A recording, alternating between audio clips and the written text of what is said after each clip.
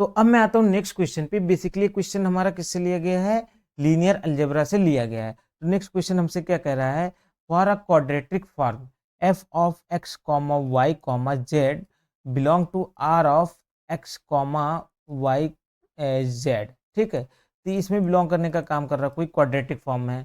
ठीक है, we say A B C belong to R three is a zero of F if F of A B C equal to zero. ये simple सी बात जानते हैं हम लोग, कोई एक पॉइंट है वो किसी फंक्शन का जीरो होता है, कब होता है, जब F of A is equal to zero हो जाए।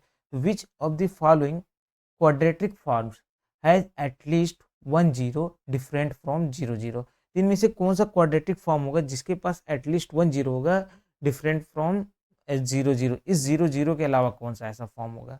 ठीक है, तो ये क्वेश्चन अगर आप लीनियर अलजेब्रा का क्वाड्रेटिक फॉर्म ना पढ़े हो तो भी आप अप्लाई कर सकते हो। कैसे, देखो हमारे पास पहला क्वेश्चन क्या है, पहला जो क्वेश्चन दिया वो क्या है, X square plus two Y square plus three Z square. देखो हर एक टर्म पे यहाँ पे क्या है, स्क्वायर है, इसका मतलब क्या होगा, हर एक टर्म जो होगा greater than or equal to zero होगा।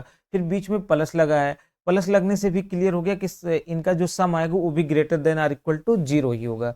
ठीक है, अब देखो क्या है, अगर स्क्वायर है और एक टर्म में प्लस लगा है तो जीरो कब हो सकते हैं, ओनली तभी होगा जब यहाँ पे एक्स की वैल्यू जीरो हो जाए, यहाँ पे y की वैल्यू जीरो हो जाए, यहाँ पे z की वैल्यू। अदरवाइज ये क्वांटिटी क्या होगी, कोई ना कोई एक पॉजिटिव नंबर आएगा, नॉन जीरो होता है। ठीक है, हम लोग कोई भी नंबर ले ले। ठीक है, तो ये क्वेश्चन तभी जीरो होगा जब एक्स वाई जेड इन तीनों की वैल्यू क्या आ जाए, जीरो आ जाए। तो ये हमने फर्स्ट ऐसे लगा लिया। ठीक है, अब सेकंड के लिए हम लोग क्या करते हैं, हम लोग जाएंगे यहाँ पे पॉजिटिव डिफिनिट कंडीशन पे। ठीक है, कि क्या होता है क्वाड्रेटिक फॉर्म का पॉजिटिव डिफिनिटनेस। तो उसके लिए हमको क्या करना होगा, सबसे पहले इस इक्वेशन के लिए हमको मैट्रिक्स बनाना होगा। ठीक है, तो सिमेट्रिक मैट्रिक्स इस इक्वेशन का क्या बनेगा हमारे पास, देखो पहले डायगोनल पे क्या आ जाएगा, टू टू टू। ठीक है, फिर क्या आ जाएगा माइनस वन, यहाँ पे माइनस वन एक्स वाई का है ना, फिर क्या होगा वाई एक्स जेड, ये तो जीरो जीरो हो जाएगा और ये भी जीरो जीरो हो जाएगा। ठीक है, अगर हम इसके आइगन वैल्यूज हमको निकालने हैं, इसके आइगन वैल्यूज क्या होंगे, देखो दो तरीका है पॉजिटिव डेफिनेटनेस चेक करने का। एक क्या होता है कि आइगन वैल्यूज निकालते हैं, दूसरा हमारे पास क्या होता है, हम इनका प्रिंसिपल माइनस का डिटर्मिनेंट देखने का काम करते हैं। तो हम देखोगे फर्स्ट क्या है, आपके पास टू है, सॉरी यहाँ पे टू नहीं होगा, यहाँ पे वन होगा। एक मिनट, थोड़ा सा हमने रॉन्ग किया है। जो फर्स्ट क्वांटिटी, क्योंकि एक्स स्क्वायर का कोफिशिएंट कितना वन है, तो यहाँ पे वन हो जाएगा, और जेड स्क्वायर का कोफिशिएंट कितना है, थ्री है, तो यहाँ पे थ्री हो जाएगा। तो ये वन हो गया, ये थ्री हो गया। ठीक है, अब हम क्या करते हैं, पहले फर्स्ट यहाँ पे देखो, पहले इसका डिटर्मिनेंट देखेंगे ए वन वन। ठीक है, इसका देखोगे ये फर्स्ट वाला जो आएगा, फर्स्ट प्रिंसिपल माइनस इसका डिटर्मिनेंट क्या आएगा, वन आएगा, ये पॉजिटिव नंबर है, ग्रेटर देन जीरो है। ठीक है, अब किस पाएंगे हम लोग, इस सेकंड वाले पाएंगे। तो सेकंड वाला क्या हो जाएगा, one minus one and two. ठीक है, इसका डिटर्मिनेंट क्या हो जाएगा, टू इंटू, देखो minus minus plus one into minus one, तो ये क्या हो जाएगा, वन हो जाएगा। तो two into minus one is equal to one, ये भी क्या हो गया, ग्रेटर देन जीरो हो गया।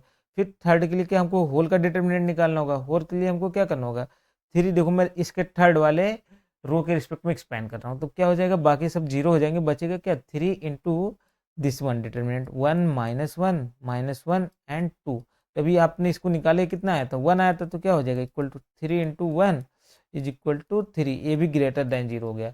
सिंस यहाँ पे देखो सारे के सारे ये डिटर्मिनेंट क्या हो रहे हैं, ग्रेटर देन जीरो हो रहे हैं। ठीक है, तो ये रिजल्ट आपको पता ही होगा अगर आपने क्वाड्रेटिक फॉर्म पढ़ा है, नहीं पढ़ा है तो भी मैं लिख देता हूँ। इफ सारे के सारे प्रिंसिपल माइनस ये क्या हो जा रहे हैं, ग्रेटर देन जीरो होते हैं, सॉरी, तो ये माइनस जो हमने निकाला यहाँ पे, इनका डिटर्मिनेंट जो निकाला हमने, अगर ये सारे के सारे ग्रेटर देन जीरो हो रहे हैं, ठीक है, देन हमारे पास जो गिवन क्वाड्रेटिक फॉर्म होता है ना, इसको हम लोग क्या बोलते हैं, पॉजिटिव डेफिनिट बोलते हैं, पॉजिटिव डेफिनिट। और ये पॉजिटिव डेफिनिट जब हो जाता है तो क्या होता है, ये कोई भी आप एक्स वाई जेड इस आर थ्री में से लोगे, कोई भी पॉइंट ए बी सी लोगे, ये ऑलवेज क्या होगा, ग्रेटर देन जीरो होगा, अगर A B C not equal to zero हो। ठीक है, तो जीरो कब होता है, ओनली जब क्या हो, ये क्वाड्रेटिक फॉर्म क्या हो जाए, ओनली पॉइंट्स क्या हो जाए, ओनली जीरो हो जाए। ठीक, तो आप इससे देखोगे कि आपका ऑप्शन टू भी डिस्कार्डेड है, क्योंकि आपके पास अगर कोई भी नॉन जीरो ए मिल गया तो क्या होगा, F of A greater than zero होने का काम करेगा, क्यों, क्योंकि ये पॉजिटिव डेफिनेट है। ठीक है, तो हमारा ऑप्शन टू भी यहाँ से डिस्कार्ड हो गया। ठीक, इसी तरीके से आप ऑप्शन थ्री करोगे, ये भी पॉजिटिव डेफिनेट ही आएगा। ठीक, तो अब हम आते हैं ऑप्शन फोर पे। तो ऑप्शन फोर को आप नॉर्मली देखोगे क्या होगा, यहाँ से हम लोग अगर से इसका एक फॉर्म ऐसे बनाने का काम करें तो क्या हो जाएगा 1 2 -3 0 0 0 0 0 0। तो यहाँ से देखो आप चाहो तो डिटर्मिनेंट का भी कंसेप्ट लगा सकते हो। दूसरा तरीका आपके पास क्या है, आप सीधा सीधा यहाँ पे क्या देख सकते हो कि आप यहाँ पे इसके आइगन वैल्यूज भी डायरेक्टली निकाल सकते हो। इसके आइगन वैल्यूज डायरेक्टली अगर निकालोगे तो क्या है डायगोनल मैट्रिक्स, तो इसके आइगन वैल्यूज क्या हो जाएंगे 1 2 -3। ठीक है, तो अगर ऐसा हो कि एक आइगन वैल्यू पॉजिटिव हो और एक आइगन वैल्यू निगेटिव हो तो इसको क्या बोलते हैं इनडिफिनिट बोलते हैं, इनडिफिनिट फॉर्म। तो इनडिफिनिट फॉर्म में क्या हो जाता है हमारे पास, इनडिफिनिट फॉर्म में हमारे पास ये होता है कि आपका जो क्वाड्रेटिक फॉर्म है कम से कम क्या होगा एक वैल्यू ऐसा जरूर मिलेगा ए बी सी जिसपे क्या हो जाएगा हमारा quadratic form F of A B C is equal to zero होने का काम करेगा। और ये क्या होगा, ये नॉट इक्वल टू जीरो होगा ए बी सी, तो उस पर ये जीरो हो जाता है। ठीक, और हमसे क्वेश्चन में यही पूछा गया, तो इस तरीके से आपका ऑप्शन 4 करेक्ट हो जाएगा। ये रहा मेरा पहला तरीका कि हमने ऐसे बता दिया। दूसरा, अगर आप क्वेश्चन को ऑब्जर्व करोगे तो आप क्या करोगे, आपने फर्स्ट को तो देख लिया डायरेक्ट, आप 2 और 3 के बारे में नहीं सोच पा रहे हो तो आप क्या करो, आप ऑप्शन 4 पे चले आओ। ठीक है, हम इसको थोड़ा सा देखने का काम कर सकते हैं।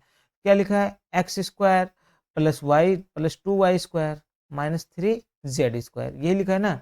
हम लोग क्या करें, नॉर्मली एक पॉइंट ले लेते हैं 1,1,1। देखो क्या होगा, 1 का स्क्वायर 1 प्लस 2 इंटू 1 का स्क्वायर 2 -3 इंटू 1 का स्क्वायर इक्वल टू 3, तो कितना हो जाएगा, ये देखो जीरो हो जाएगा। अब सोचोगे आप ये पॉइंट आप लोगे कैसे, तो सिंपल से देखो कि क्या ऐसी वैल्यू ले लें कि क्या हो जाए, इनके कोफिशिएंट आपस में इक्वल हो जाए और इस निगेटिव नंबर के इक्वल हो जाए। तो देखो यहाँ पे 1 1 ले लेते हैं तो 2 1 3 और ये -3, तो इसलिए मैंने ऐसा किया। आसानी से आप लोग देख सकते हो। और हमको यही एक बताना कि कौन सा ऐसा इक्वेशन होगा जिसमें ए बी सी ये मतलब क्या हो कि ये पॉइंट जो है जीरो के इक्वल ना हो और आपके पास ये फॉर्म क्या हो रहा है, जीरो बन रहा हो। ठीक है, तो आपका ऑप्शन 4 इस तरीके से भी करेक्ट हो जाएगा। तो आई होप आपको ये सॉल्यूशन समझ में आ गया होगा। ठीक, अगर आप चैनल पे नए हो तो प्लीज़ वीडियो को लाइक एंड शेयर कर दीजिए, चैनल को सब्सक्राइब कर लीजिए। ठीक है, तो हम